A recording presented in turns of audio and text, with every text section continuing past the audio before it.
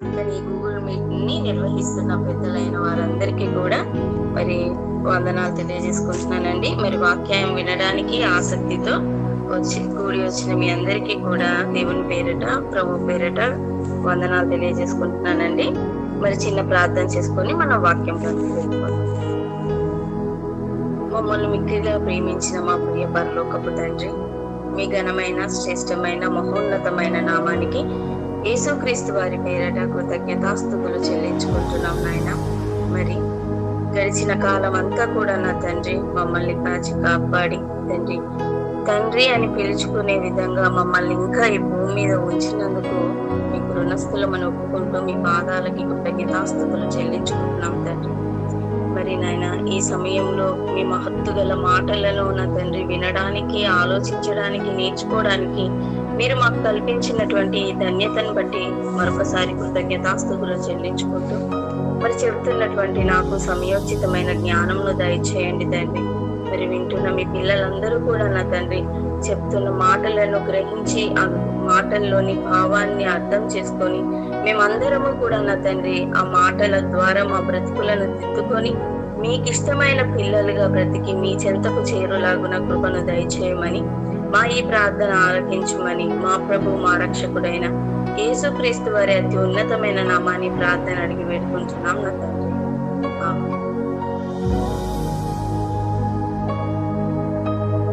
మరి ఈ రోజండి బైబిల్ పాటించిన భూలోక వీరులు అనే పాఠాన్ని మనం అందరం నేర్చుకుందామండి. బైబిల్ పాటించిన భూలోక వీరులు.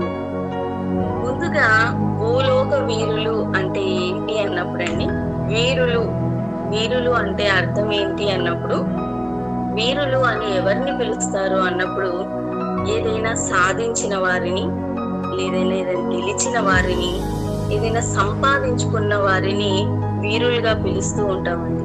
అలా అని అందరూ వీరులు అయిపోతారా అంటే అందరూ వీరులుగా పిలువబడరండి. ఉదాహరణకి మనకి ఇప్పుడు ఎలక్షన్స్ జరుగుతూ ఉంటాయి కదండి. ఎలక్షన్స్ జరుగుతూ ఉన్నప్పుడు ఒక్కొక్క ఏరియాకి ఒక్కొక్క అతను ఒక ఎంపీగానో ఎమ్మెల్యేగానో గెలుస్తూ ఉంటారు. గెలిచినప్పుడు గెలుపొందిన అభ్యర్థిని గెలుపొందాడు అన్న దానికంటే ఎంత మెజారిటీతో గెలిచావు అని అడుగుతూ ఉంటామండి. ఎందుకు అన్నప్పుడు అతను 1-2 ఓట్లతోటి ఒకవేళ గెలిచాడు అనుకోండి, అది ఒక గెలుపు కిందకే తీసుకోరు. ఆ గెలిచాడులే, ఏమింది 1-2 కదా, అదేదో అదైపోయి అటు అయ్యుంటుంది, అలా గెలిచి ఉంటాడు. కానీ అతనిది ఒక గెలిపేనా, సరేలే అతనికి అదృష్టం ఉంది గెలిచాడులే అన్నట్టుగా తీసి పారేస్తా ఉంటాం. అదే ఒక వ్యక్తి 1,00,000, 2,00,000 మెజారిటీతో గెలిచాడు అనుకోండి, ఎలా చెప్తా ఉంటామండి, అతను ఇంత మెజారిటీతో గెలిచాడు అని అంటే నిజంగా అతను ఎంత మంచివాడు అయి ఉంటాడు, ఎంత మంచి పనులు చేసి ఉంటాడు, కాబట్టి అంత మెజారిటీతో గెలిచాడు, అంతమంది ప్రజలు ఆయనని ఎన్నుకున్నారని గొప్పగా చెప్పుకుంటా ఉంటాం. ఆ వాళ్ళని గొప్పగా పరిగణిస్తూ ఉంటాం. అలాంటి వాళ్ళని కొన్ని సందర్భాలలో వీరులు కూడా అంటూ ఉంటారు. అంటే వీరత్వము, వీరులు అని అంటే ఏంటి అన్నప్పుడు అండి, ఒక గొప్ప స్థానంలో మరి ఏదైనా గెలిచినా సంపాదించినా వారిని ఏమని పిలుస్తారు అన్నప్పుడు వీరులు అని పిలుస్తా ఉంటారు. అయితే ఇక్కడ ఏమంటున్నారు అన్నప్పుడు మరి భూలోక వీరులు అంటున్నారు. భూలోకము అని అంటే ఒక కవి అన్నాడండి, దేశం అంటే మట్టి కాదోయ్, దేశం అంటే మనుషులోయ్ అని. అంటే భూలోకము అని అనగానే మరి మనం నివసిస్తున్న ఈ భూమి మీద ఉన్న చెట్లు, చీమలు, మైదానాలు, సముద్రాలు ఇవేమి కాదంటండి. ఏంటి అన్నప్పుడు మనుషులు అంట. అయితే ఇప్పుడు భూలోక వీరులు అన్న దానికి మనకు అర్థం తెలిసింది కదండి. భూలోకము అంటే మనుషులు, వీరులు అంటే మనుషులని గెలుచుకున్నవారు, మనుషులని సంపాదించుకున్నవారు అంట. మరి ఈ మనుషులని గెలుచుకొని వాళ్ళ హృదయాలలో మరి వీరులుగా పిలువబడినటువంటి వారు, నిలిచిపోయినటువంటి వారు ఏం చేశారంట అంటే బైబిల్ పాటించారంట. బైబిల్ పాటించి ఈ భూలోకానికి వీరులుగా పిలువబడుతున్నారు అన్నట. కానీ అండి తండ్రి చెప్పారు బైబిల్ పాటించి భూలోక వీరులుగా వారు పిలువబడుతున్నారు అని. కానీ ఈ మాటని సమాజం ఎప్పటికీ ఒప్పుకోదండి, దీన్ని అంగీకరించదు. బైబిల్ పాటించి భూలోక వీరులు అయ్యారు అన్నదాన్ని సమాజం ఎప్పటికీ కూడా అంగీకరించదండి. ఎందుకనంటే ఎప్పుడు కూడానండి ఏ విషయంలోనైనా సరే తండ్రి చెప్పే మాటకి లోకం చెప్పే మాటకి చాలా తేడా ఉంటుందండి. అది మనకు అర్థం కావాలంటే మన కళ్ళ ముందు ఎన్నో జరుగుతూ ఉన్నాయండి నేడు పరిస్థితులు. వాటిల్లో ఒకటి మనం ఆలోచించగలిగితే, లాస్ట్ ఇయర్ సమాజం ఏమంటుంది అంటేనండి, విద్య లేనివాడు వింత పశువు అంటుందండి. అంటే చదువుకొని వాడు ఎలా ఉంటాడు అన్నప్పుడు ఒక వింత పశువు లాగా ఉంటాడంటే, పశువు అంటేనే ఒక జంతువుతో పోలుస్తున్నాడు అని మనిషిని కదండి. కానీ జంతువుతో కాదు, చదువుకొని వాడు ఒక పశువు అనట్లేదండి. ఏమంటాడంట, వింత పశువు. అంటే ఆవు ఒకవేళ ఆవులాగా కాకుండా మరి దాని కాళ్ళు గాని దాని స్వరం గాని ఏదైనా డిఫరెంట్ గా వచ్చింది అనుకోండి, మనం ఏమంటాం, ఇదేంటి ఇలా ఉంది కానీ దీని ప్రవర్తన వేరేగా ఉందంటే ఇది వింతగా ఉంది అని అంటాం కదండి. అలా సమాజం ఏమంది అంటే చదువుకోని వారిని ఒక వింత పశువుతో పోల్చిందండి. కానీ తండ్రి ఏమంటున్నారో తెలుసా అండి, ఈ లోక జ్ఞానము వెర్రితనం రా అన్నాడు తండ్రి. మరి ఈ రెండు మాటల్లో ఏది కరెక్ట్? సమాజం ఏమో చదువుకోని వాడిని వింత పశువు అంటుంది, తండ్రి ఏమో నువ్వు చదువుకున్నావు, నీ చదువును బట్టి నువ్వు వెర్రివాడివిరా అని తండ్రి అంటున్నారండి. ఇది మనకి తెలియాలి అంటేనండి, లాస్ట్ ఇయర్ అనుకుంటండి, లాస్ట్ ఇయర్ మరి కోల్కతా సంఘటన మనందరికీ తెలిసిందేనండి. మరి ఆ కోల్కతాలో మరి ఒక హాస్పిటల్లో మరి డాక్టర్ గా మరి వర్క్ చేస్తున్నటువంటి ఒక డాక్టర్ ని, ఒక మహిళని మరి ఆ రోజు నైట్ డ్యూటీ ఉంటే మరి ఆ నైట్ డ్యూటీలో ఆమె రౌండ్స్ అయిపోయి మరి ఏదో పుస్తకం చదువుకోవాలని వారికి కేటాయించిన స్థలంలో హాల్లోకి వెళ్ళి ఆ అమ్మాయి చదువుకుంటున్నప్పుడు మరి తన తోటి విద్యార్థులు తనతో పాటు చదువుకుంటున్న వాళ్ళు, తనతో పాటు పనిచేస్తున్న వారే మరి ఆమెని అత్యంత దారుణంగా మరి అత్యాచారం చేసి చంపేసిన ఘటన మనందరికీ తెలిసిందేనండి. మరి ఎవరు వాళ్ళందరూ అన్నప్పుడు చదువుకుంటున్న వాళ్ళే కదండి. లోకంలో అసలు ఏదైనా ఉన్నతమైన చదువు ఉందంటేనండి అది డాక్టర్ చదువునే మనం పరిగణిస్తామండి. మరి మనిషి అయినా సరే మరి దేవుడి తర్వాత దేవుడి స్థానాన్ని ఎవరికి ఇస్తారు అన్నప్పుడు డాక్టర్కేనండి. అంటే కాపాడాడని, ప్రాణం పోసాడని చెప్పి మరి అటువంటి ఆ డాక్టర్లకి ఎంతో మరి గౌరవాన్ని ఇస్తూ ఉంటుంది సమాజం. మరి అటువంటి మరి ఉన్నతమైన చదువుని చదువుతూ అంత మంచి జ్ఞానం నేర్చుకుంటూ మరి వాళ్ళు ఎలా బిహేవ్ చేశారు తన తోటి విద్యార్థిని పట్ల అన్నప్పుడు చాలా మూర్ఖంగా ప్రవర్తించడం మనం చూస్తూ ఉన్నామండి. మరి తన స్నేహితురాలు, చనిపోయినటువంటి అమ్మాయి స్నేహితురాలు మరి అమ్మాయి స్టేట్మెంట్ ఇచ్చినప్పుడు ఆమె ఏమని చెప్పిందో తెలుసా అండి?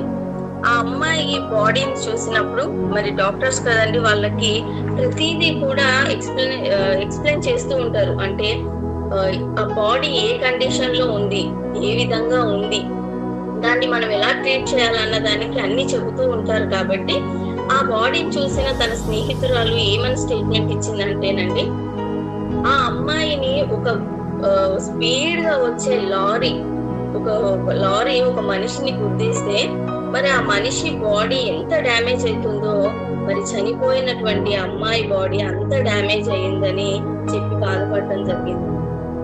దీన్ని బట్టి ఏమర్థం అవుతుందండి, అంత ఉన్నతమైన చదువుని చదువుతున్నటువంటి వాళ్ళే ఎలా చేశారు అన్నప్పుడు వెర్రి వాళ్ళలాగా ప్రవర్తించారు, పిచ్చి పట్టిన వాళ్ళలాగా ప్రవర్తించి తన తోటి విద్యార్థిని మరి అంత దారుణంగా చంపేయడం జరిగింది.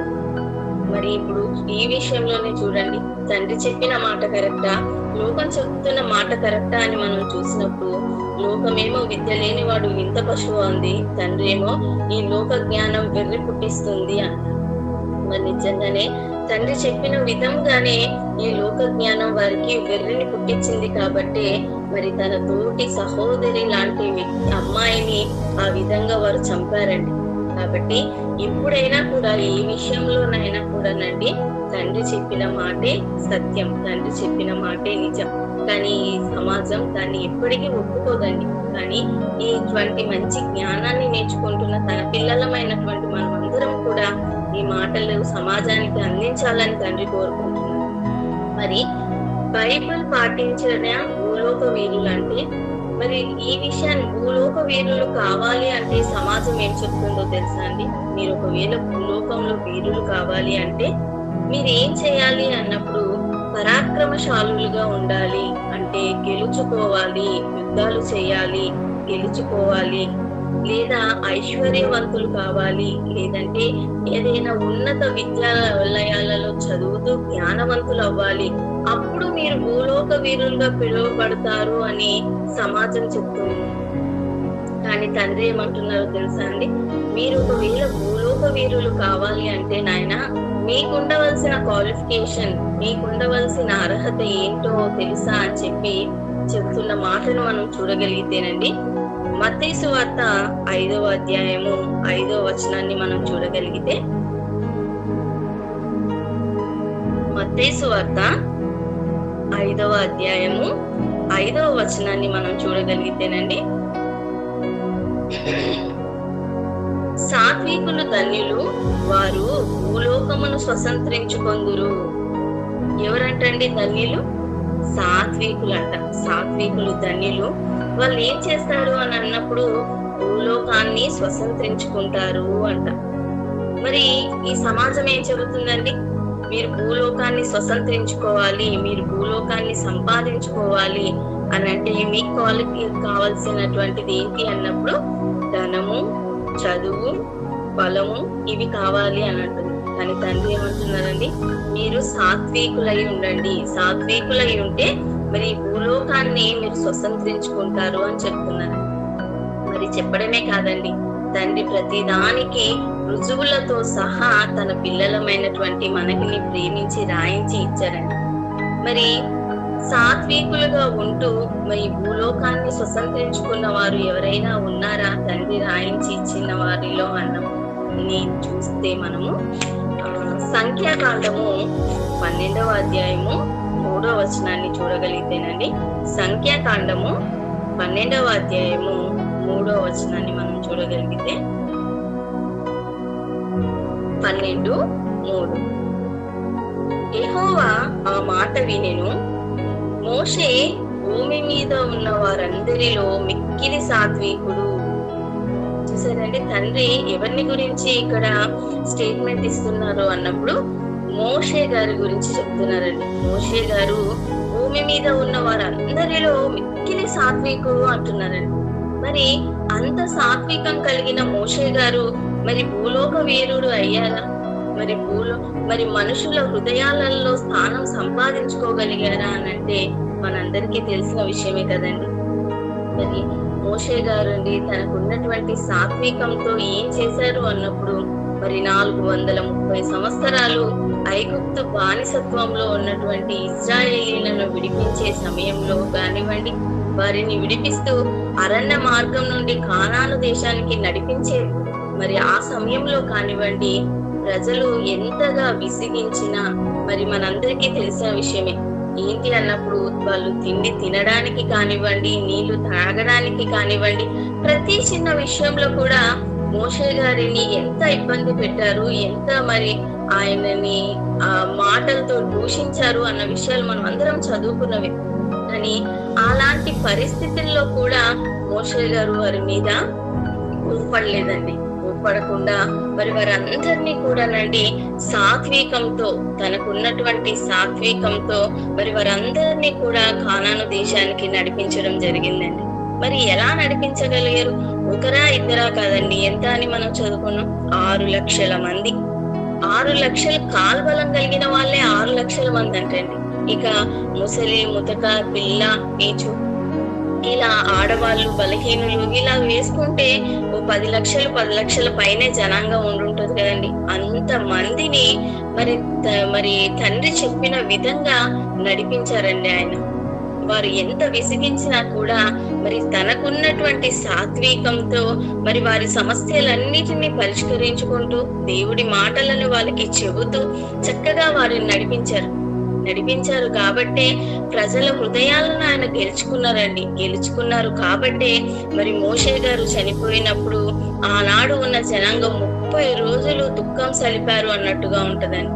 30 రోజులు మోషే గారు చనిపోతే ఎంతకాలం వాళ్ళు బాధపడ్డారు, దుఃఖం సలిపారు అంటేనండి 1 నెల రోజులు అంటండి. ఈ రోజు చూడండి అసలు ఒక్క రోజు కూడా ఏడ్చే పరిస్థితి లేదు ఎవరి గురించి. కానీ మోషే గారు చనిపోతే 30 రోజులు ఆయన కోసం బాధపడ్డారు అని అంటే నిజంగా ఆయన ఎంత సాత్వికం చూపించి ఉంటారండి ప్రజల పట్ల. ఆ సాత్వికంతో వాళ్ళ హృదయాలని ఎంత గెలుచుకొని ఉంటారు ఆయన. అప్పుడే కాదండి, ఆ రోజు నుంచి మరి ఈనాటి వరకు కూడానండి సాత్వికులు ఎవరు అన్నప్పుడు గొప్పగా మనం అందరం పలికే మాట ఎవరిది అన్నప్పుడు మోషే గారి గురించేనండి.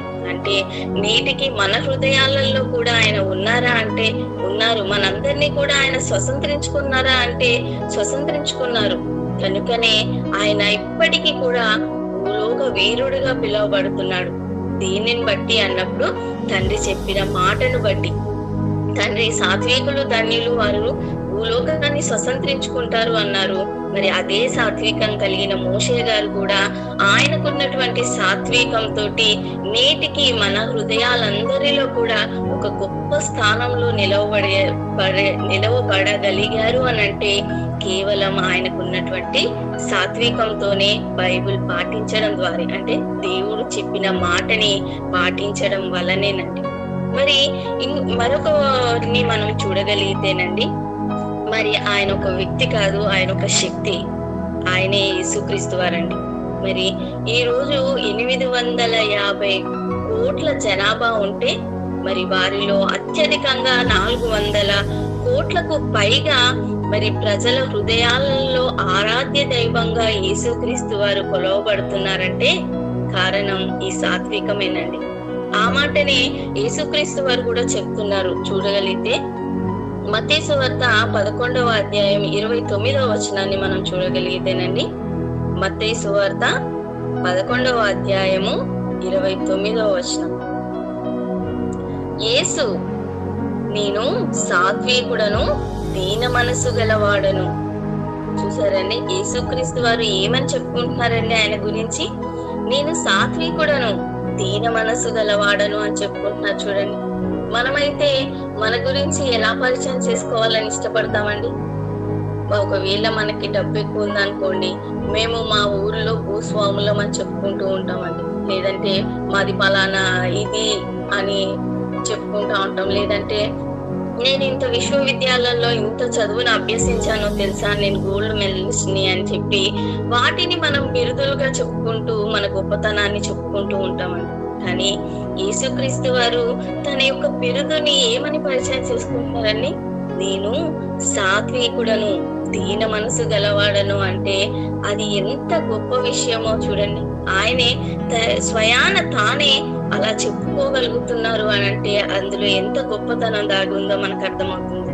మరి ఆ యేసుక్రీస్తు వారు ఆ సాత్వికంతో ఏం చేశారు అన్నప్పుడు నిజంగా అండి, ఈ రోజు మనము ఎవరైనా ఒక మాట అంటేనే మనం భరించలేమండి. ఇంకా అందులో మన తప్పు లేదనుకోండి అస్సలు సహించం. నువ్వు నా తప్పు లేకుండా నువ్వు ఎలా అంటావు ఆ మాట అని చెప్పేసి మనం గొడవకి దిగుతాం. కానీ అండి, యేసుక్రీస్తు వారు ఏ పాపము చేయలేదు. మరి అలాంటి మహనీయుడిని సమాజం ఏమంది అన్నప్పుడు వంచకుడు అంది, దేవుని కుమారుడు కాదు అంది, నువ్వు సమరయుడు, దెయ్యం పట్టిన వాడు అని ఎంతగానో దూషించింది. ఒక వ్యభిచారిగా మరి కూడా మరి మాటలు అనడం జరిగిందండి. అన్ని మాటలు అంటున్నా అంతా మరి దూషిస్తూ హింసిస్తున్నా మరి యేసుక్రీస్తు వారు వాటన్నిటిని సహించగలిగారు అని అంటే కేవలం ఆయనకున్నటువంటి సాత్వికంతోనేనండి. మరి మాటలను మాత్రమే సహించారా అన్నప్పుడు కాదండి. ఒకవేళ నిన్ను కొడితే కూడా నువ్వేం చేయాలో తెలుసా? నీ కుడి చెంప మీద కొడితే నువ్వు నీ ఎడమ చెంప చూపించు అన్నారు. మరి అదే విధంగా మరి యేసుక్రీస్తు వారిని కూడానండి ఎంతగా కొట్టినా కూడా ఆయన ఒక మాట ద్వారా దూషించని వ్యక్తి ఇక కొడతారా చెప్పండి? ఆయన దూషించినా కొట్టినా ఆయన ఎదురు తిరగలేదు గనకనే ధైర్యంగా తన పిల్లలైనటువంటి మరి మనకి కూడా అదే మాటలు చెప్తున్నారండి. చూడండి, మత్తయి సువార్త 5వ అధ్యాయం 39వ వచనాన్ని మనం చూడగలిగితే, మత్తయి సువార్త 5వ అధ్యాయం 39వ వచనాన్ని మనం చూడగలిగితేనండి, నిన్ను కుడి చెంప మీద కొట్టువానికి ఎడమ చెంపను కూడా త్రిప్పుము. యేసుక్రీస్తు ఏమంటున్నారండి? నిన్ను కుడి చెంప మీద కొట్టువానికి ఎడమ చెంపను కూడా త్రిప్పుము. మాటలే కాదు, ఒకవేళ ఈ వ్యక్తి అయినా తను కోపం భరించుకోలేక నీ మీద చేయి చేసుకున్నాడా, అలాంటి సమయంలో కూడా నువ్వు భరించు, సహించుకో అని చెప్తున్నారు. ఎందుకంటే ఆయన భరించారు, సహించారు, చేసి చూపించారు కాబట్టి మరి ఈ మాటను ఆయన పలకగలిగారండి. కనుక మీరు ఎంత సాత్వికులై ఉండాలి అని అంటే, దూషిస్తున్నారని మరలా దూషించడం కాదు, కొట్టారని మరలా కొట్టడం కాదు. దూషించినా కొట్టినా మీరేం చేయాలో తెలుసా? ఒక చెంప మీద కొడితే ఇంకో చెంప చూపించండి, సాత్వికులై ఉండండి అని చెప్తున్నారండి. మరి ఈ అలా చెప్పడమే కాదండి, నిజంగా యేసుక్రీస్తు వారికి ఉన్న సాత్వికం ఎంత గొప్పది అన్నప్పుడు ఆయన పలికిన మాటను బట్టి అర్థమవుతుంది. ఆ మాటే లూకా సువార్త 23వ అధ్యాయం 34వ వచనాన్ని మనం చూడగలిగితే, లూకా సువార్త 23వ అధ్యాయము 34వ వచనం, తండ్రి వీరేమి చేయుచున్నారో వీరెరుగరు, వీరిని క్షమించు. తండ్రి వీరేమి చేయుచున్నారు వీరెరుగరు, వీరిని క్షమించు. ఎంత గొప్ప మనసు, మరి ఎంత సాత్వికం ఉంటే ఈ మాట అనగలరు చెప్పండి. నేటికి కూడానండి సమాజంలో గొప్ప గొప్ప వారిగా ఎవరినైతే ఈ సమాజం పరిగణిస్తుందో, ఒక సినిమా రంగంలో కానివ్వండి, రాజకీయ రంగంలో కానివ్వండి, విద్యావేత్త రంగంలో కానివ్వండి, వ్యాపార రంగంలో కానివ్వండి, ఏ రంగంలోనైనా కూడా మరి సమాజం ఎవరిని గొప్పగా చూపిస్తుందో ఆ వ్యక్తులే యేసుక్రీస్తు వారిని గూర్చి ఎటువంటి స్టేట్మెంట్ ఇచ్చారు అని అంటే, ఆయన గొప్ప మహనీయుడు అన్నారండి. ఈ మాటను బట్టో తెలుసా అండి? ఇదిగో యేసుక్రీస్తు వారు పలికిన ఈ మాటను బట్టే, తండ్రి వీరేం చేయుచున్నారో వీరెరుగరు, క్షమించు అంటే ఆయన ఏ పాపము చేయనప్పటికీ మరి ఆయనని దూషించారు, హింసించారు, కొరడాలతో కొట్టారు, మొల్ల కిరీటం పెట్టారు, ఆయన రక్తాన్ని చిందించారు. అయినప్పటికీ కూడా మరి తనకున్నటువంటి సాత్వికంతో మరి వీరందరినీ క్షమించండి అన్న మాటకి నేటి ప్రపంచం కూడా యేసుక్రీస్తు వారికి ముగ్ధులైపోయిందండి. ఆయన పాదాల చెంతనే ఉంది అందరూ అనంటే కేవలం యేసుక్రీస్తు వారు చూపించినటువంటి సాత్వికం అండి. మనకి ఎంతో ఓర్పు, నిజంగా తగ్గించుకునే తనము, సాత్వికం ఉంటేనే మనం ఎదుటి వారు మన పట్ల ఏదైనా కీడును చేసినప్పుడు మనము వారిని క్షమించగలుగుతామండి. అదే మనలో ఈ సహనం, ఓర్పు, దేవుని ప్రేమ మనలో లేకపోతే మరి మన సహోదరుని మనము క్షమించలేమండి. కనుక మనం అందరం కూడా మరి ఆ విధంగా ఉండాలి, సాత్వికులమై ఉండాలి, తగ్గించుకునే తత్వంతో ఉండాలనే మన అన్నయ్య అయినటువంటి యేసుక్రీస్తు వారు మనకి మాదిరి చూపించి వెళ్ళారండి. మాదిరి చూపించి వెళ్ళడమే కాకుండా ప్రతి విషయాన్ని కూడా మరి తన పిల్లలైనటువంటి వారందరికీ కూడా చెప్పడం జరిగింది. మరి ఈ రోజునండి మనం దేవుణ్ణి నమ్ముకొని బాప్తిసం తీసుకొని క్రైస్తవులుగా పిలువబడుతూ మరి దేవుని పిల్లలుగా పిలువబడుతున్న మనందరికీ కూడా తండ్రి చెబుతున్న మాట ఏంటో చూడండి. మొదటి పేతురు గారు రాసిన మొదటి పత్రిక 3వ అధ్యాయం 15వ వచనాన్ని మనం చూడగలిగితేనండి, పేతురు గారు రాసిన మొదటి పత్రిక 3వ అధ్యాయం 15వ వచనం, హేతువు అడుగు ప్రతివానికి సాత్వికముతోనే సమాధానం చెప్పమన్నాడండి. హేతువు అడుగు ప్రతివానికి సాత్వికంతో సమాధానం చెప్పుము అంటే నిజంగాండి ఈ రోజున మరి ఎందరో ఎన్నో ప్రశ్నలని సంధిస్తూ ఉంటారు. యేసుక్రీస్తు వారిని కానివ్వండి, మనం నమ్ముకుంటున్న మన తండ్రిని కానివ్వండి తప్పు పట్టాలని హేతువాదులు అనేవారు కానివ్వండి, మత ఛాందసవాదులు అనేవారు కానివ్వండి, వీరందరూ కూడా ఏం చేస్తారు అన్నప్పుడు ప్రశ్నలని సంధిస్తూ ఉంటారండి, అడుగుతూనే ఉంటారు. ఇదెలా, అదెలా, ఇది ఎలా జరిగింది ఏంటి అని. మరి అలా వారి ప్రశ్నలు అడుగుతున్నప్పుడు తన పిల్లలమైనటువంటి మనం అందరం కూడా ఎలా సమాధానం చెప్పమంటున్నారు అన్నప్పుడు, మరి నిర్మలమైన మనస్సాక్షి గలవారైన వారై మీలో ఉన్న నిరీక్షణను గూర్చి మిమ్మల్ని హేతువు అడుగు ప్రతివానికి సాత్వికంతో సమాధానం చెప్పమంటున్నారు. చూడండి, మరి మనము హేతువు ఒక ప్రశ్న వేస్తాడండి. వేసినప్పుడు ఆ ప్రశ్నకి సమాధానం చెప్పే లోపే మరొక ప్రశ్నను వేయడం జరుగుతుంది. ఆ సమాధానంలోనే మరొక ప్రశ్న వేసిస్తాడు. మరి ఆ ప్రశ్నకు కూడా మనం సమాధానం చెప్పే లోపే మనం చెప్పే సమాధానంలో నుంచే మరొక ప్రశ్నను ఆయన సంధించవచ్చు. మరి అలాంటి సమయంలో మీరు ఎలా ఉండాలో తెలుసా? సాత్వికులై ఉండాలి. సాత్వికంతో, ఓర్పుతోటి, తగ్గించుకున్న తనముతోటి మరి మీరు సమాధానం చెప్పమంటున్నారండి. ఎందుకు అన్నప్పుడు అలా చెప్పినప్పుడే మరి ఆ ఎదుట ఉన్నటువంటి వ్యక్తి మనం చెప్పేదాన్ని అంగీకరిస్తాడండి.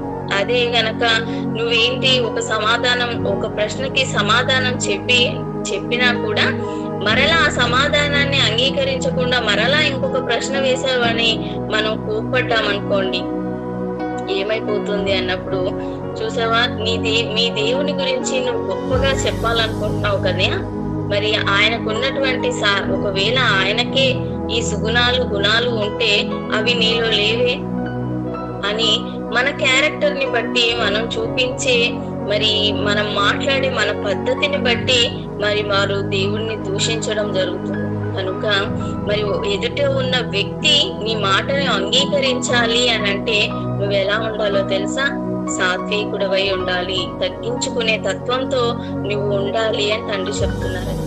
అంతేకాకుండా మరి సంఘాన్ని కాస్తున్నటువంటి కాపరికి కూడా తండ్రి చెబుతున్న మాటను మనం చూడగలిగితేనండి, తిమోతి గారు రాసిన మొదటి పత్రిక 3వ అధ్యాయం 3వ వచనాన్ని మనం చూడగలిగితేనండి, తిమోతి గారు రాసిన మొదటి పత్రిక 3వ అధ్యాయం 3వ వచనాన్ని మనం చూడగలిగితే అందులో ఉంటది చూడండి, సాత్వికుడు అని ఉంటది చూడండి.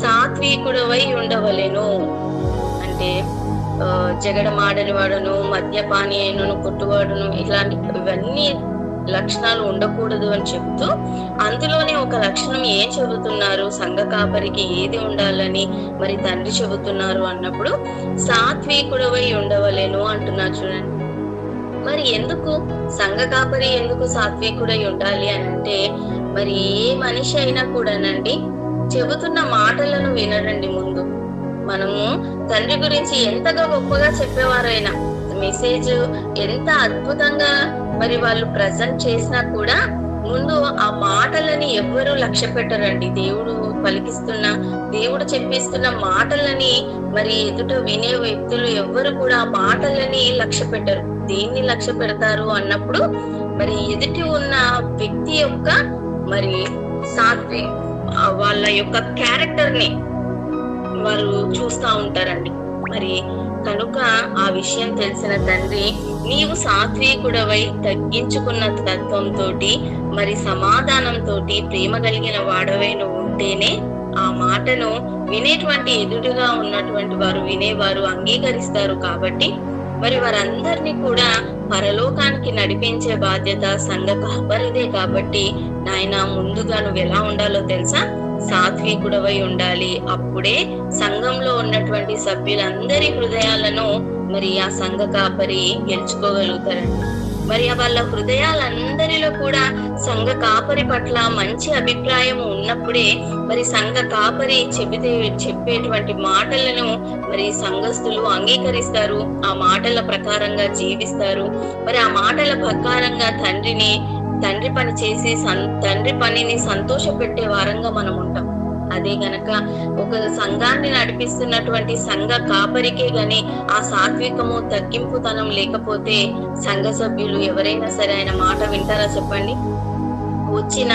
విన్న ఇది నామకాస్త వార్తగా వచ్చినా కూడా వాళ్ళు ఏమనుకుంటారంటే, చెప్పాడులే కానీ ఆయనే చెయ్యడు. అలాంటప్పుడు ఆయన మాటలు విని మనం చేసేది ఏంటి అన్న ధోరణితో కూడా ఉంటారండి కొంతమంది. మరి అలా అంటే కొంతమంది ఆత్మలనైనా మనము నరకాన్ వైపుకి నడిపించిన వారం అవుతాం కదా.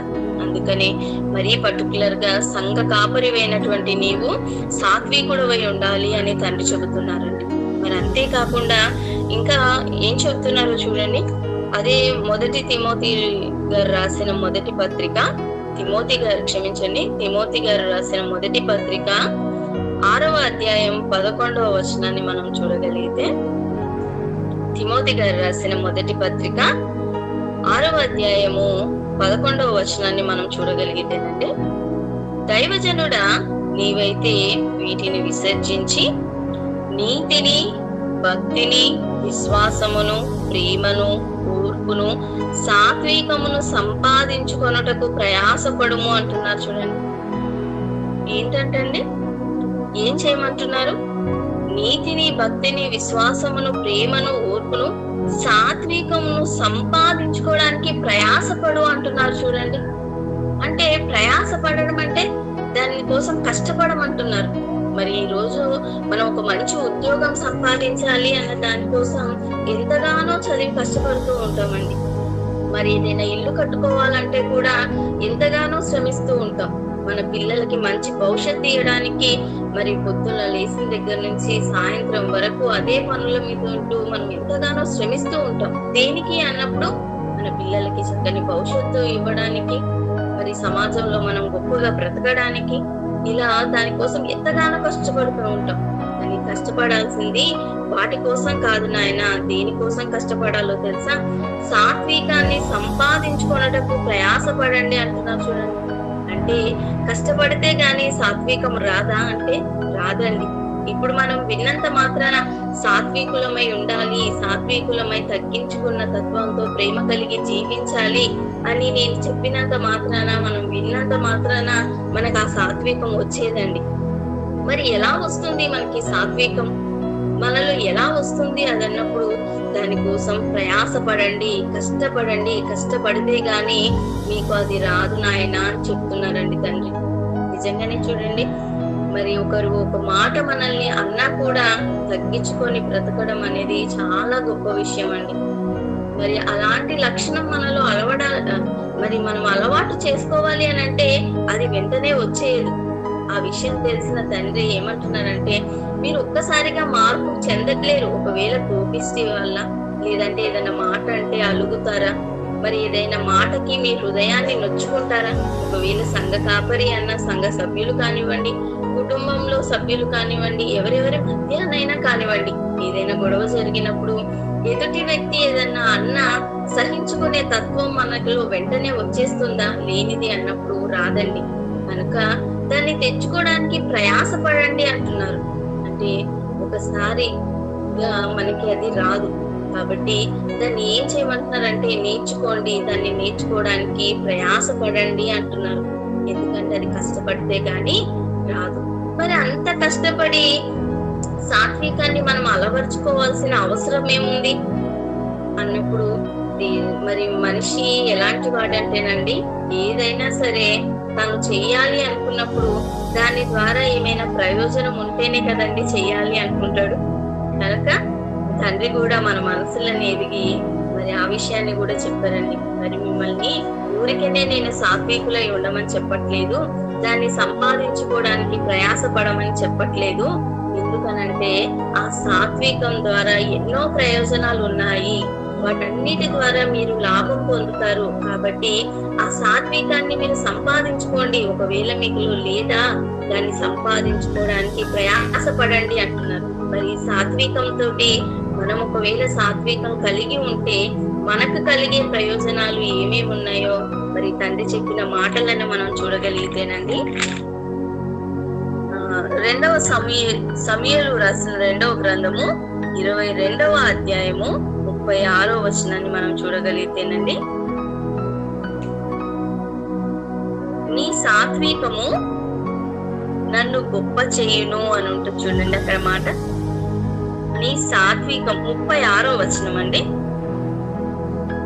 చూడండి అక్కడ ఉంది. నీ సాత్వికము నన్ను గొప్ప చేయును అంటున్నారు చూడండి. సాత్వికం, తండ్రి ఉన్నటువంటి సాత్వికము మనం కలిగి ఉంటే మనం ఏమవుతామంట అండి? గొప్పవారం అవుతామంట. తండ్రికి ఉన్నటువంటి సాత్వికాన్ని మనం కలిగి ఉంటే మీరు గొప్పవారుగా అవుతారు అని అంటున్నారండి. మరి నిజంగా అలా మనుషులుగా ఉన్నటువంటి వారు, గొప్పవారుగా పిలువబడుతున్నటువంటి వారు ఎవరైనా ఉన్నారంటే మన జాతిపితే ఉన్నారు కదండి. ఆయన ఏం చేశారు అన్నప్పుడు బైబిల్ని పాటించారు. బైబిల్లో యేసుక్రీస్తు వారు పలికిన మాట, నీ కుడి చెంప మీద కొడితే నీ ఎడమ చెంపను తిప్పు అన్న మాటకి ఆకర్షితులై మరి ఆ మాటని తీసుకొని మరి ఎటువంటి మారణ హోమం సృష్టించకుండా మరి ఆయన ఈ దేశానికి, భారతదేశానికి స్వతంత్రం తీసుకొని రావడం జరిగిందండి. కనుకనే ఆయన్ని నేటికి కూడా ఒక జాతి పితగా, అంటే పిత అంటే తండ్రిగా ఈ సమాజం అంతా గుర్తింపునిచ్చింది. మరి ఆయనని కూడా ఇప్పటికీ మనం కొనియాడుతూనే ఉన్నాం. మనము తెల్లారి లేస్తే ఆయన లేనిదే మన పని జరగదు కదండి. డబ్బుల మీద ఆయనదే కదండి ఫోటో. ఆ డబ్బులు ఇస్తే గాని పాలు రాదు, చాయ్ రాదు, ఏది రాదు. అంటే తెల్లారి లేస్తే మన జీవితం ఎవరితో ప్రారంభం అవుతుంది అన్నప్పుడు గాంధీ గారితోనండి. మరి ఆ గాంధీ గారు అంత వీరుడుగా పరిగణింపబడ్డాడు, అంత గొప్ప స్థానంలో నేటికి కొనసాగగలుగుతున్నాడు అనంటే కారణం మరి ఆయన బైబిల్ పాటించారు, బైబిల్లో చెప్పిన మాటని పాటించారు. కాబట్టి ఆ సాత్వికాన్ని ఆయన అలవర్చుకొని అదే సాత్వికాన్ని మరి తనతో ఉన్న వారికి నేర్పించి మరి ఆయన ఈ దేశానికి స్వతంత్రం తీసుకొని వచ్చి నేటికి కూడా ఒక జాతి పితగా పిలువబడుతున్నాడు, గొప్పగా అవ్వాడు. మరి సాత్వికం గొప్ప చేస్తుందా అంటే ఖచ్చితంగా చేస్తుందండి. అలాగే మదర్ తెరిసా, ఆవిడ కూడానండి బైబిల్ని పాటించారు. బైబిల్లో మరి యేసుక్రీస్తు వారు పలికిన మాట, నిన్ను వలె నీ పొరుగు వారిని ప్రేమించు, ఆ మాటకి ఆకర్షితురాలై మరి దేశం కాని దేశం విడిచి వచ్చి వివాహము ఏది కోరుకోకుండా మరి నిస్వార్థమైన మనసుతో యేసుక్రీస్తు వారు ఎలాగైతే సాత్వికం కలిగి ప్రేమ చూపించారో మరి తన సహోదరులమైన మన పట్ల మరి ఆ కూడా అదే బాటలో నడుస్తూ అదే సాత్వికంతో, ఎంత ఓర్పు ఉండాలండి చెప్పండి. రోగులని ట్రీట్ చేయాలంటే ఎంత ఓర్పు ఉండాలి. వారు ప్రతిదానికి బాధపడిపోతూ ఉంటారు, దుఃఖపడిపోతూ ఉంటారు. కొన్ని సందర్భాలలో వాళ్ళకు ఉన్నటువంటి ఆరోగ్య పరిస్థితులను బట్టి గట్టిగా అరుస్తా ఉంటారు. మరి వారందరినీ మరి ప్రేమగా హక్కున చేర్చుకోవాలి, మరి వారందరినీ ఓదార్చాలి, వాళ్ళ మనసులని మంచిగా నెమ్మది పరచాలి, అలాగే వారి ఆరోగ్యాలను కూడా చూడాలి.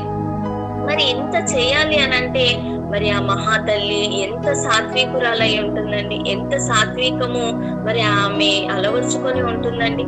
అంత సాత్వికురాలు కనుకనే మరి ఆవిడ ఈనాటికి మదర్ తెరిసా ఒక తల్లి స్థానంలో ఉందండి. ఇప్పటికీ చూడండి, మనం ఏ గవర్నమెంట్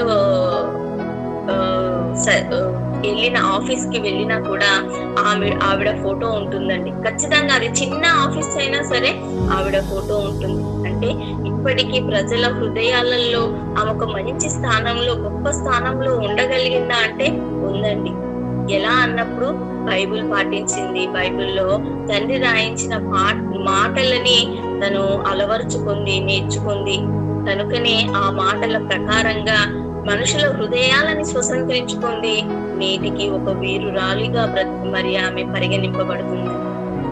కనుక అలాగే ఈ నేడు మనము కూడా మరి మన కుటుంబంలో కానివ్వండి, మనం ఉంటున్న సమాజంలో కానివ్వండి, మనం ఉంటున్న ఊరిలో కానివ్వండి, ఎక్కడైనా సరే మనము కూడా గొప్ప చేయబడాలి, మనల్ని కూడా గొప్పగా ఎంచుకోవాలి.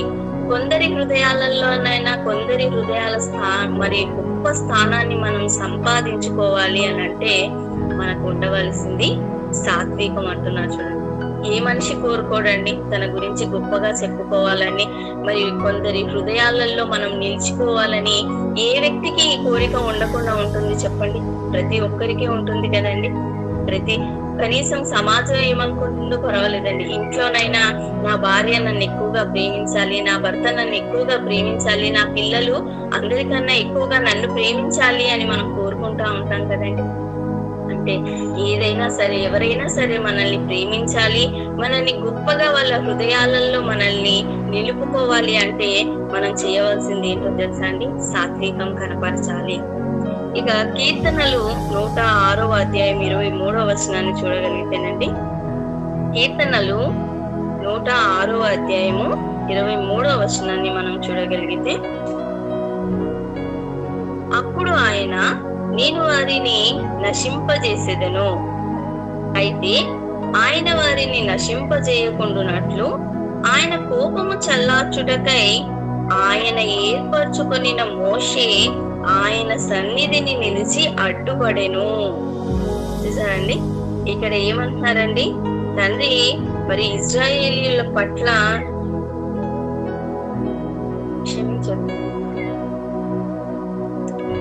మరి ఇజ్రాయేలీలు రేపినటువంటి కోపానికి తండ్రికి మరి ఉగ్రుడై నేను ఇంక వారందరినీ నశింపజేసేస్తాను, వారందరినీ సంహరించేస్తాను అన్నప్పుడు మోషే గారు ఏం చేస్తున్నారంటే అండి, ఆయన కోపం మరలా చదువుతున్నానండి.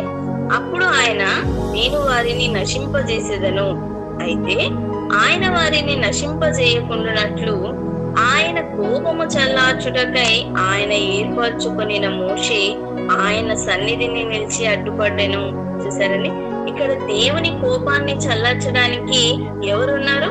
మోషే గారు అంటండి. మనం చదువుకున్నాం కదండి ముందుగానే, మోషే గారు భూమి మీద ఉన్న వారందరిలో కూడా మిక్కిలి సాత్వికుడు అని. మరి ఆయనకు ఉన్నటువంటి సాత్వికంతో ఆయన ఎవరి కోపాన్ని చల్లార్చుతున్నారు అని అంటే ఏకంగా తండ్రి కోపాన్నే చల్లార్చుతున్నారంట. చూడండి, అంటే డైరెక్ట్ గా తండ్రితోని మంచి సంబంధం కలిగిన వ్యక్తిగా ఇక్కడ మోషే గారు మనకు కనబడుతున్నారండి. మరి ఎలా మరి తండ్రితో అంత క్లోజ్ గా మరి ఎలా అవ్వగలిగారు మోషే గారు? అంటే మోషే గారు చెబితే తండ్రి వినే స్థానంలో ఉన్నారు అంటే, అంత గొప్ప స్థానంలో మోషే గారు ఉన్నారు అని అంటే కారణం ఆయనకున్నటువంటి సాత్వికమేనండి. ఆయనకున్న సాత్వికంతోనే ఆయన ఏం చేశారో తెలుసా అండి?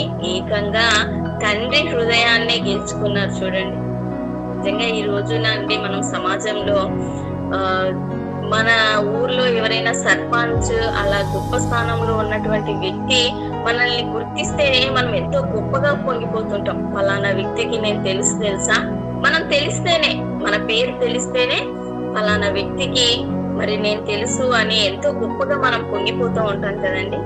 కానీ ఇక్కడ మోషే గారు ఎవరి హృదయంలో స్థానం సంపాదించారు అని అంటే ఏకంగా ముల్లోకాల అధిపతి అయినటువంటి మరి తండ్రి మనసులోనే ఆయన స్థానాన్ని సంపాదించగలిగారు. చూసారా, దీన్ని బట్టి అన్నప్పుడు ఆయనకున్నటువంటి సాత్వికం బట్టి.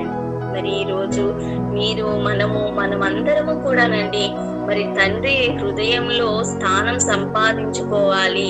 మరి ఆయనతోటి మనం డైరెక్ట్ గా సంబంధం కలిగి ఉండాలి.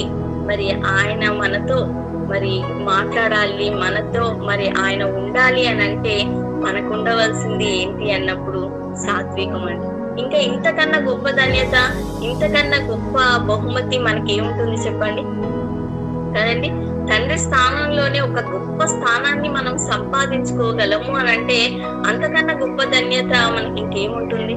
మరి అలాంటి స్థానం మనం తండ్రి హృదయంలో సంపాదించుకోవాలి అని అంటే మనకు ఉండవలసింది సాత్వికం అని చెప్తున్నారు. చూడండి, ఇక సామెతలు 15వ అధ్యాయము 1వ వచనాన్ని మనం చూడగలిగితేనండి. సామెతలు 15వ అధ్యాయము 1వ వచనాన్ని మనం చూడగలిగితే, మృదువైన మాట క్రోధము చల్లార్చును. ఏంటంటే అండి, మృదువైన మాట క్రోధమును చల్లార్చును అంటున్నారు. చూడండి, మన మాట సున్నితంగా మరి మృదువుగా రావాలి అంటే మనం ఎలా ఉండాలండి? సాత్వికులమై ఉండాలి కదా. సాత్వికులైన వారే కదండి చక్కగా మృదువుగా స్వీట్ గా మాట్లాడగలుగుతారు. అదే కోపిష్టిగా అనుకోండి, మరి ఆయన మంచి మాట చెప్పాలన్నా గానీ కోపంగానే వస్తుంది కదండి. కొంతమందిని చూస్తూ ఉంటాం కదండి, వారి మనసు చాలా సున్నితంగా ఉంటది కానీ వారి మాట మాత్రం చాలా గరుకుగా వస్తూ ఉంటుంది ఇప్పుడు చూసిన.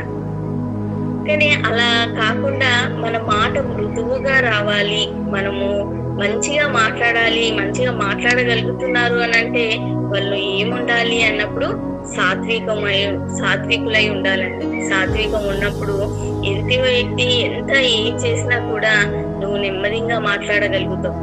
అలా మాట్లాడే మాటను బట్టి ఏమవుతుందంట అండి, క్రోధము చల్లార్చును అంటే కోపాన్నే చల్లార్చే వారంగా ఉంటామంట. చూడండి, మరి ఈరోజు సంఘాలలో కానివ్వండి, కుటుంబాలలో కానివ్వండి ఎన్ని గొడవలు జరుగుతూ ఉంటాయండి. మరి అలా జరిగినప్పుడు మనము ఎవరమో ఒకరము సాత్వికులమై ఉండి ఒక మృదువైన మాట మాట్లాడి మరి అక్కడ ఉన్నటువంటి సమస్యని పరిష్కరించగలిగేటట్టు మనం ఉండగలిగితే అసలు ఎంత బాగుంటుంది కదండి. సంఘాలలో ఏ గొడవలు విభేదాలు ఉండవు, కుటుంబాలలో ఏ కలహాలు ఏమి ఉండవు. ఇవేమీ లేనప్పుడు మనం అందరం చక్కగా దేవుని వాక్యాన్ని నేర్చుకొని దేవుని వాక్యాన్ని మరి ప్రకటించే పనిలో, మరి దాన్ని వ్యాపింపజేసే పనిలో మనం ఎక్కువగా ఉండగలుగుతామండి. మరి ఒక సహోదరుల పట్ల మరి ఏదైనా గొడవలు జరిగినప్పుడు కానివ్వండి, ఏ సందర్భంలోనైనా కానివ్వండి, ఒకరి కోపాన్ని మనం చల్లార్చగలగాలి అని అంటే మనకు కావాల్సింది ఏంటి అన్నప్పుడు సాత్వికము అని చెప్తున్నారండి తండ్రి. అంతేనా? ఇంకా చెప్తున్నారు చూడండి, లూకా సువార్త 2వ అధ్యాయము 52వ వచనాన్ని మనం చూడగలిగితేనండి. లూకా సువార్త 2వ అధ్యాయము 52వ వచనం మనం చూడగలిగితే 52, యేసు జ్ఞానమందును వయసునందును దేవుని దయందును మనుషుల దయందును వర్ధిల్లుచుండెను. చూసారండి, యేసుక్రీస్తు వారు తనని గురించి తాను ఏమని పరిచయం చేసుకున్నారండి? మనం ముందు చదువుకున్న మాట, నేను సాత్వికుడను అని పరిచయం చేసుకున్నారు కదండి. మరి ఆ సాత్వికంతో ఆయన ఏమేమి సంపాదించుకున్నారు అన్నప్పుడు అండి, యేసు జ్ఞానం సంపాదించుకున్నారంట. మరి ఆయన ఉన్నటువంటి వయసునందు వర్ధిల్లారంట. అంటే వయసునందు కూడా వర్ధిల్లేది ఉంటుందా అంటే ఉంటుందండి. ఈ రోజు చూడండి, పిల్లల్ని సైతం మనము ఆపలేకపోతున్నాం. వాళ్ళకున్న చదువుని బట్టి, ఇప్పుడు నేటి ఉన్న పరిస్థితులను బట్టి మరి వారు వయసుకు మించినటువంటి పనులు చేస్తూ మరి కోపాన్ని తెప్పించే విధంగా ఈ రోజు పిల్లలు మారిపోయారండి. కానీ యేసుక్రీస్తు వారు అలా లేరు. వయసునందు కూడా మరి ఆయన బాల్య దశలో కానివ్వండి, యవ్వన దశలో కానివ్వండి, మరి ఎలా ఉన్నారు అన్నప్పుడు దానిలో కూడా వర్ధిల్లేటట్టుగానే ఆయన ప్రవర్తించారు. ఆయన క్యారెక్టర్ ఉంది అని చెప్తున్నారు. మరి దేవుని దయ అందు మరి మనుషుల దయ అందు కూడా మరి ఆయన వర్ధిల్లుతూ అభివృద్ధి చెందుతూ వచ్చారంటండి, కేవలం ఆయనకున్నటువంటి సాత్వికంతో. ఈ రోజు మనం కూడా ఏమనుకుంటామండి, దేవుడి దృష్టిలో మనం గొప్పవారిగా ఉండాలని కోరుకుంటాం. అదే విధంగా మనుషులందరి దృష్టిలో కూడా మనం గొప్పవారిగా పరిగణింపబడాలి అని ఆశపడుతూ ఉంటాం కదండి. ఎవరికి ఉండదు ఈ ఆశ? మరి అలా మనుషుల దయని మనం పొందుకోవాలి అన్నా, దేవుని దయను మనం పొందుకోవాలి అన్నా, మనం జ్ఞానవంతులం కావాలి అన్నా, ప్రతి విషయంలో మనం వర్ధిల్లింప చెయ్యాలి పడాలి అన్నా కూడా మనందరికీ ఉండవలసింది ఏంటి అన్నప్పుడు సాత్వికంతో ఉండాలి అంటున్నారు. చూసారండి, సాత్వికంతో ఎన్ని ప్రయోజనాలు ఉన్నాయో. మనల్ని గొప్ప చేస్తుంది సాత్వికం. మనల్ని దేవుని హృదయంలోనే ఒక గొప్ప స్థానంలో ఉంచుతుంది సాత్వికం. మరి కలహాలను మరి గొడవలను ఏమన్నా ఉంటే వాటన్నిటిని తీర్చే ఒక మంచి వ్యక్తిగా మారుస్తుంది సాత్వికం. మరి సమాజంలోనూ దేవుని దయ అందును మనల్ని వర్ధిల్లింపజేస్తుంది సాత్వికం. మరి ఇలా ఉన్నప్పుడు ప్రజల హృదయాలందరిలో కూడా మనం కూడా మరి ఈ రోజు మోషే గారు ఏ విధంగా అయితే మరి ఆయన లేనప్పటికీ కూడా ఆయన గురించి గొప్పగా చెప్పుకుంటాము, యేసుక్రీస్తు వారు మరి ఆయనకున్నటువంటి సాత్వికంతో మరి ఆయనని దైవంగా కొలుస్తున్నాము. మరి అదే విధంగా మనం కూడా ప్రజల హృదయాలలో నిలబడిపోవాలి. మరి కొందరి హృదయాలనైనా మనం గెలుచుకొని మరి వీరులుగా పిలువబడాలి అని అంటే మనకు ఉండవలసింది కూడా సాత్వికమేనండి. చివరి మాటగా తీతు గారు రాసిన పత్రిక తీతు గారు రాసిన పత్రిక 3వ అధ్యాయము 2వ వచనాన్ని మనం చూడగలిగితేనండి. తీతు గారికి రాసిన పత్రిక 3వ అధ్యాయము 2వ వచనాన్ని మనం చూడగలిగితే, మనుషులందరి ఎడల సంపూర్ణమైన సాత్వికమును కనపరచుచు ఎవరిని దూషింపక జగడమాడని వాడును శాంతులనై ఉండవలెను అంటున్నారు. చూడండి, తండ్రి ఏం చెప్తున్నారండి, మనము ఎవరిని కూడానండి దూషింపకుండా ఉండాలి. గొడవలు పెట్టుకునే వారంగా మనం ఉండకూడదు. శాంతులమై మనం ఉండాలి అని అంటే మనకి ఏం ఉండాలి అంటండి, సంపూర్ణమైన సాత్వికంను కనపరచాలి అంట. సంపూర్ణమైన సాత్వికంను మీరు అలవర్చుకోవాలి. అలా ఉన్నప్పుడే మీరు శాంతులై ఉంటారు, జగడం ఆడని వారిగా ఉంటారు, దూషింపకుండా ఉంటారు. అలా ఉన్నప్పుడే మనం ప్రజల హృదయాలని గెలుచుకునే వారం అవుతామండి. మరి ప్రజల హృదయాలను గెలుచుకోవాల్సిన అవసరం మాకేముంది? వారు మమ్మల్ని గొప్ప అంటే ఏంటి, గొప్ప అనకపోతే ఏంటి అనుకునే తత్వం కూడా కొందరిలో ఉంటుందండి. మరి ఎందుకు మనం ప్రజల హృదయాలని గెలుచుకోవాలి అన్నప్పుడు, వాళ్ళ హృదయాలని మనం గెలుచుకున్నప్పుడే వారు మనం చెప్పే మాట వింటారు. మరి మనం చెప్పాల్సిన మాట ఏంటి అన్నప్పుడు, యేసుక్రీస్తు వారు మన కోసం ఈ లోకానికి వచ్చారు. మరి ఆయన దైవత్వాన్ని, మరి ఆయన సింహాసనాన్ని వదులుకొని మన పాపాలను క్షమించడానికి ఈ లోకానికి వచ్చి మన కోసం ప్రాణం పెట్టి మరి లోక రక్షకునిగా మరి ఆయన ఉన్నారు అన్న మాట మనం చెప్పాలి. మరి కొందరినైనా మరి అగ్నిలో నుండి లాగినట్టు కొందరినైనా మనం రక్షించాలి, దేవుని వైపుకు నడిపించాలి, దేవునికి ఇష్టమైన పిల్లలుగా మనం బ్రతకాలి అని అంటే ఖచ్చితంగా మనకి సాత్వికం అనేది ఉండాలండి. అలా ఉన్నప్పుడే మన క్యారెక్టర్ ని బట్టే ఎదుటి వ్యక్తి మరి తండ్రిని నమ్మడము, యేసుక్రీస్తు వారిని దేవుని కుమారుడని విశ్వసించడం జరుగుతుంది. అందుకనే తండ్రి ఇంతగా చెబుతున్నారు, మీరు భూలోకంలో చక్కగా వీరులుగా పిలువబడాలి అంటే మీకు కావలసిన అస్త్రం ఏదో కాదు, సాత్వికం. ఆ సాత్వికంతో మీరు ఉండండి, ప్రజల హృదయాలను గెలుచుకోండి, దాంతో సువార్తను ప్రకటించండి, అగ్నిలో నుండి లాగినట్టు కొందరినైనా రక్షించండి అని చెప్పారండి. అదే మాటని మన జయశాలి, మన తండ్రి, మన ఆత్మీయ తండ్రి జయశాలి గారు కూడా పాటించడం జరిగిందండి. మరి ప్రసన్న అన్నయ్య గారు పబ్లిక్ మీటింగ్స్ అన్నిట్లలో చూపిస్తూ ఉంటారు కదండి.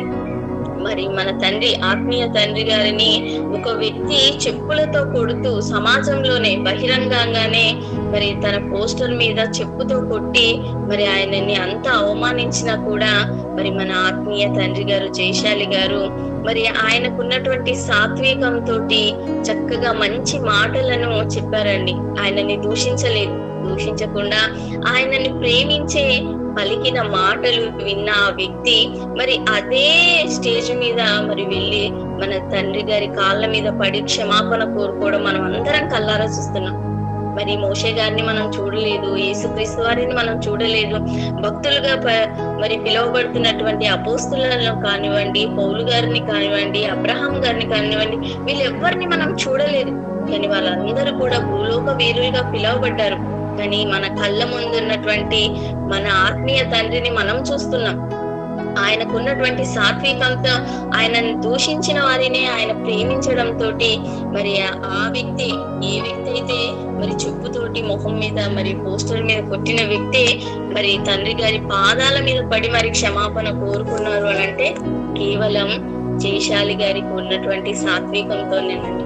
మరి తండ్రి మనకి మాదిరి చూపారు, ఆ మాటలనే మన ఆత్మీయ తండ్రి మనకి నేర్పిస్తున్నారు. నేర్పించడమే కాదు, మరి ఆయన చేసి మనందరికీ చూపించారు. కాబట్టి తన పిల్లలమైనటువంటి మనం అందరము కూడానండి ఆ సాత్వికాన్ని అలవర్చుకోవడం కష్టమే, ప్రయాసపడండి అంటున్నారు తండ్రి. మరి ఈ రోజు నుంచైనా ఈ మాటలు విన్నా మనమందరం కూడానండి మరి ఆ సాత్వికాన్ని మన జీవితంలో అలవర్చుకొని చక్కగా దేవునికి ఇష్టమైన పిల్లలుగా బ్రతికి ఆయన చెంతకి చేరాలని కోరుకుంటూ మరి ఇంత మంచి అవకాశాన్ని, ఇంత మార్నింగ్ మంచి చక్కటి అవకాశాన్ని నాకు కల్పించిన మరి గూగుల్ మీట్ పెద్దలైన మీ అందరికీ కూడా మరొకసారి నా ప్రత్యేకమైన వందనాలు తెలియజేసుకుంటూ ముగిస్తున్నాను.